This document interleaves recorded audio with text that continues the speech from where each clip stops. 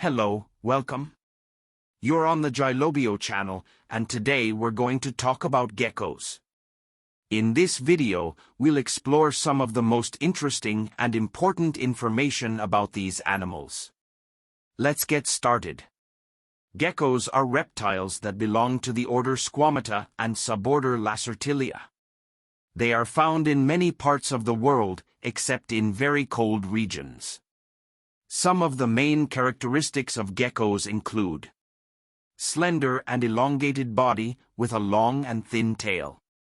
Feet with thin and adhesive toes, which allow them to climb on vertical surfaces and even upside down. Large eyes and vertical pupils, which aid in night vision. Thin and delicate skin, which can change color to camouflage in different environments. Ability to regenerate the tail in case of loss. Geckos are carnivorous animals and feed on a variety of prey, including insects, spiders, and small vertebrates such as lizards and mice. Some species of geckos also feed on fruits and flower nectar. Geckos are solitary and territorial animals, and they usually avoid interactions with other individuals. They communicate through body gestures, such as tail waving or head movements. One of the most notable abilities of geckos is their ability to adhere to vertical surfaces and even upside down.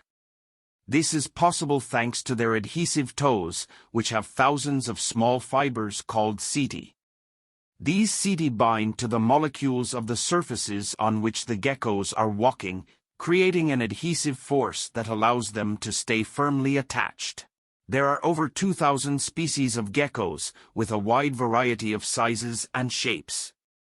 The smallest species of gecko, the dwarf gecko, is only about 1.6 centimeters long, while the largest species, the tokay gecko, can grow up to 40 centimeters long. Geckos have a unique vocalization called a chirp or a bark.